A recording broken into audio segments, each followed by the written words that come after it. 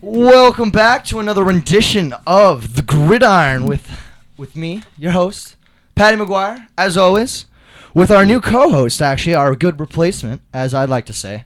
Something new, something fresh, something for all of us to hear, all for the goodies and kids and all the joys that come with us on Christmas Day, only to show up every single Tuesday here in the basement of La Penta. Mike? How's it going, Pat? Not too shabby, you know? A lot of things are happening this year. We got the Syrian migrants. I think is one of possibly the biggest foreign policy issues that might be striking the UN today. I mean, I was looking a little bit more into it this week. It's getting pretty heated, but I mean, I kind of wanted to start off the show just to kind of intro it more so than anything because, I mean, we had such a platform last year with Bill, but you know, went a little bit to shambles as per most people would say. We'll leave that aside. We'll leave that a little bit aside. I don't want to get too hardcore into that. Leave it in the past. Leave it in the past. We'll just leave it in the past. But regardless, I think this year we have some a little bit more special. I think with this show coming on at 10 o'clock, it gives me a little bit better start to my mornings because I like to yell at people in the mornings because back in high school, yep, we all peaked. It happens. We all peaked in high school. It's just a general playing field for everyone. Amen. What could you do? But I think 10 o'clocks work perfectly for me because most of the people that listen to this show for me are all from Colorado. But I don't know. This is Mike's first time. I mean, what do you have kind of seen in the horizon for the GridIron coming Tuesdays at 10 o'clock? I see good things, Pat. You know, we got to start with this Syrian migrant / refugee crisis that we should probably get to right now. Oh, you want to just go right into the whole debate of it? I do. I kind of want to get into it. Well, I mean, so from what I've read most of the time about this is that you have people that are, I mean, what is it, 11.6 million people that are just displaced, just randomly displaced among 4 different countries. I believe it's the bordering countries, but I believe there's also an issue that's happening out in Europe. But I mean, let's focus more on the immediate problem, which is in Syria, because there's political unrest. There's about 11.6 million people that are just around. They're just doing, like, they just all dispersed.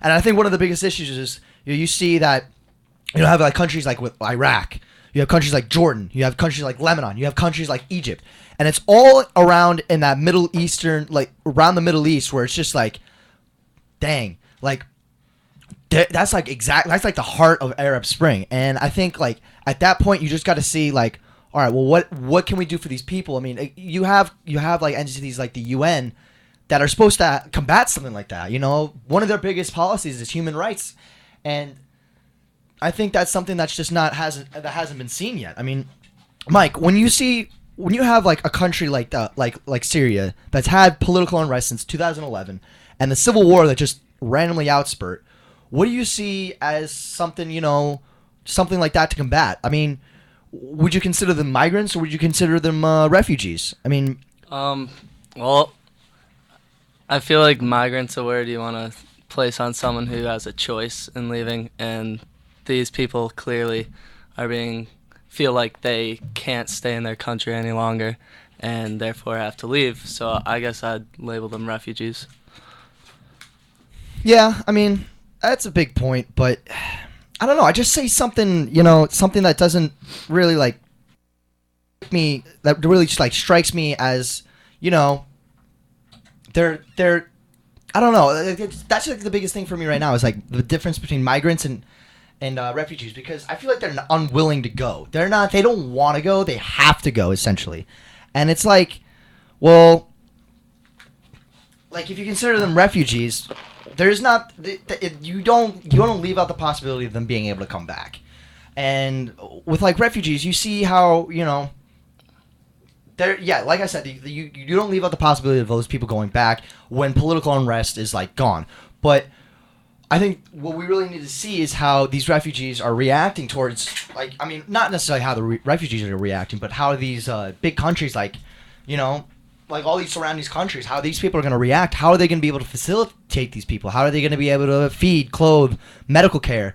I mean, I've heard stories of people going across the Mediterranean Sea to be able to get across the ocean.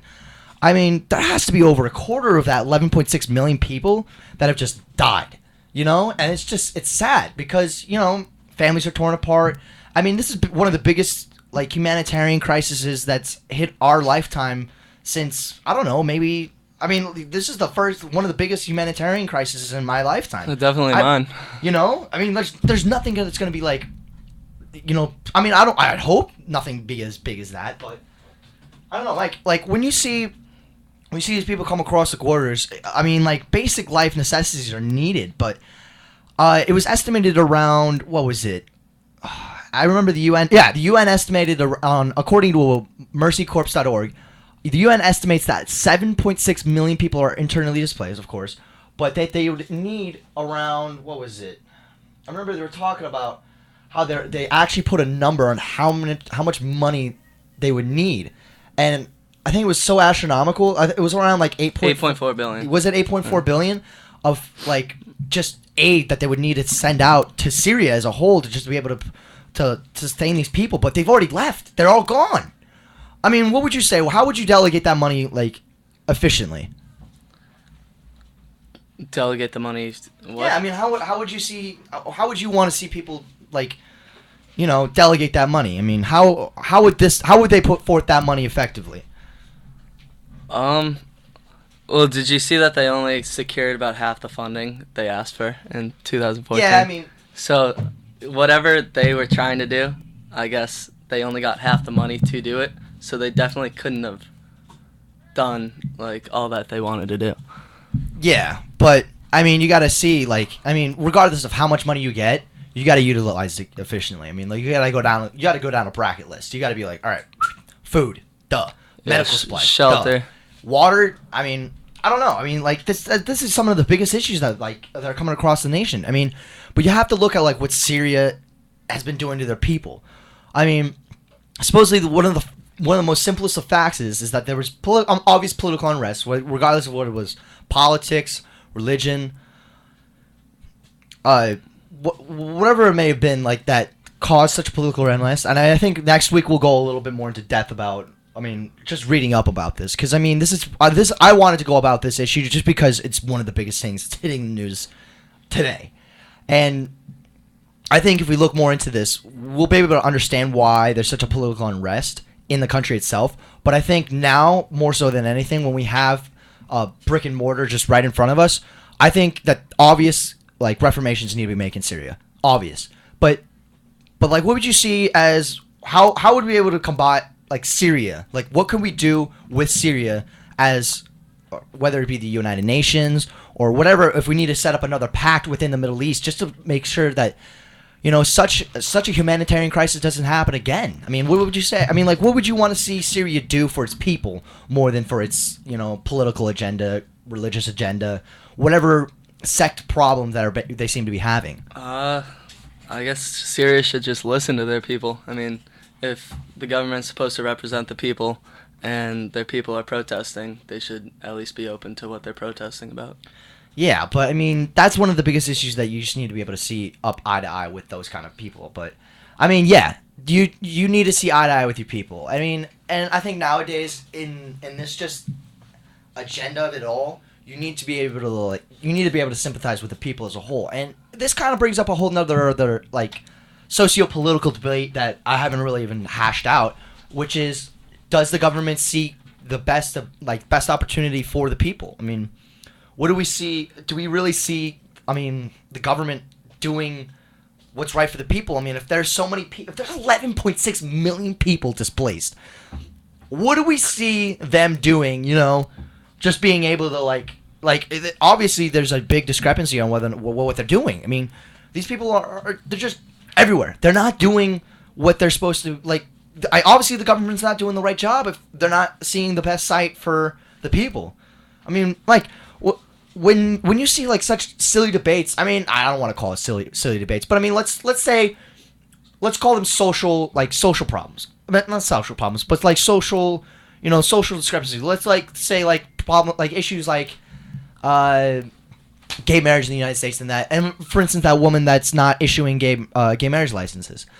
When you compare that to like such like issues like the Syrian Syrian migrants, you see how like minuscule when it comes down to it. But like obviously the government has too much control on such issues that it offers no wiggle room, or if anything, gives the people the power that they need to be able to like govern their country as a whole. Obviously, the government system isn't working for these people. And it's not seeing for the majority of them if 11.6 million people are just fleeing. I mean, what would you see as a reformation for the government as a whole? I mean, in 2011, it started off with like peaceful protests, and then the government didn't like that, so they combated the protesters with violence. So when that escalated, that made all the people flee from Syria. It's not like... Move my closer, bud. It's not like they're like they want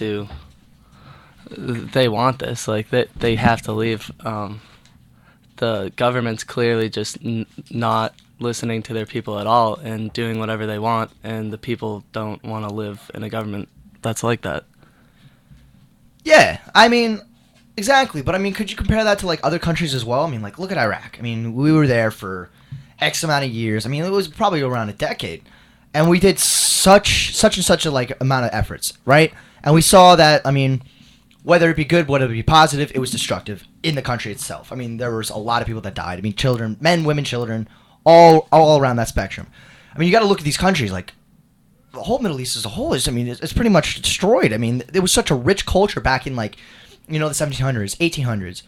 Like it was such a rich culture with trade, and the Silk Road went through it. I mean, you have such a rich area that you could do so much with, and it's just gone all down the toilet because of political unrest, religious unrest. I mean, I don't really see a future that's within the that's like shy in the horizon. It's not really like there's just so much unrest that you just don't know where to go about something like that. I just don't see anything that's going to happen for them in the near future. I mean, Mike, what would you see as their first step to something productive, something to really get them going? I mean, would you see it as a socio-political type thing, or more of an economical thing? Do you think that these people can bounce back via an economical reformation? I think both. I mean, they have to bounce back economically, and they need to fix some internal problems with their socio-political perspective. So I guess a little bit of both. But either way, I guess that's why we're still talking about this, is both sides don't know how to fix the problem. Yeah, right. And I don't know. I can't help but to see like the personal intuition between like these people going across. I mean, I read a story on Humans in New York the other day about this woman. I mean, it was obviously a very distressing photo to look at, because she was crying in the photo, and it was really sad to see. I mean, she was wearing the normal head garment that most people do in the Middle East, and she was describing a story of how she got on a boat.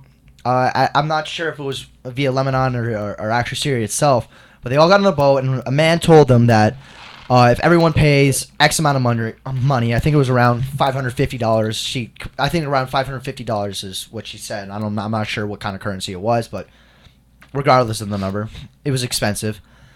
And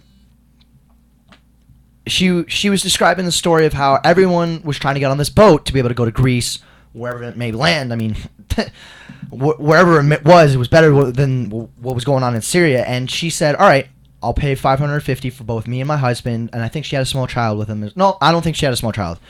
And it was a boat. It was a pretty large boat, but I mean, they were obviously overpacking it. And I think around 25 to 30 miles off the coast, the boat started to like fill with water because there was so much weight of people, supplies, luggage, whatever it may be, was just sinking the boat. And people, there's no wiggle room. She was saying there was no room to be able to get out of the boat, or be able to breathe like normal, like something, like they weren't able to breathe in the boat. And the water, and like the boat was filling up with water, and I think her husband yanked her out via a window once the water level was just at such an increasing size that obvious things were going to happen. And they survived the initial sinking of the boat, but there was around. I mean, there was X amount of people like in the ocean with a sunken boat that's proven to be ineffective.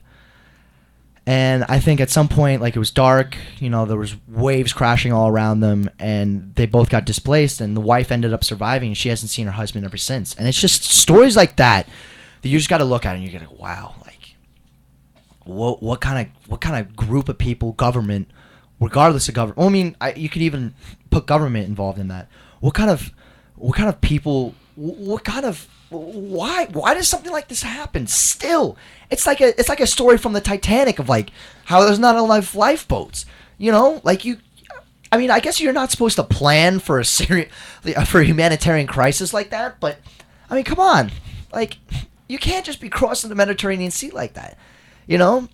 I mean, there's stories like that from Cuba to Florida, but like geez, like, stuff like that shouldn't be happening. Like, modern day technology has caught up with us.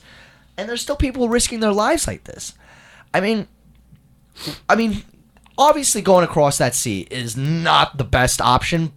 Maybe viable when you want to get to the European countries, but I don't know. What do you think goes through the mind of a Syrian that sees political, religious, and just social unrest in their country? What would your first move be? I mean, would you want to stay in the country and gather as much supplies as you can to survive, or do you want to go and find where? I mean, it's like a zombie apocalypse type thing. Like, where you go to be able to, like, would you want to stay in the same place and just sustain life there because you know it's relevant, or would you want to go somewhere where it's new, somewhere where you feel like you could be able to, like, live peacefully and, you know, where there's a market down the street? I don't know. I'm trying to think off, like, what's going on in the minds of a Syrian migrant, refugee, whatever we may call them.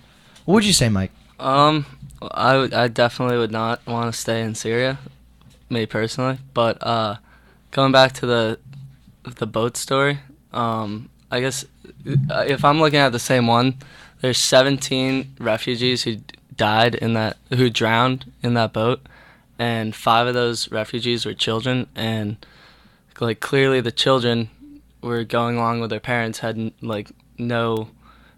really have a say in it at all. Like, what are you gonna be, a 2-year-old, and stamp your feet and say, "No, Mom, I'm not going across the Mediterranean Sea"? No, the child has no idea what they're doing, and so they're following their parents, who feel like they have who feel like they have nothing else.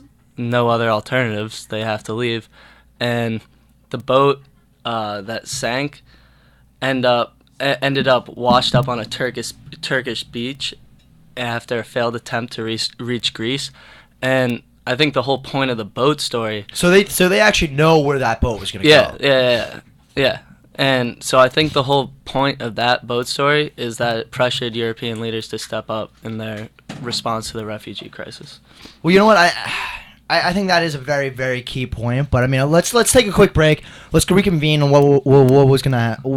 where that story leaves us, essentially, in this whole conversation. Because I think boats are a big thing that maybe, I guess, these people should invest in. I mean, if these European countries want to actually receive these, I'm going to consider them refugees if they're going via boat to Europe because they want to go to Europe. So I think let's talk about that in the next segment, just about how, you know, there is those people that are trying to get across the sea via that boat. I mean, I think that's the next biggest thing on the GridIron. Let's figure that out. Thank you.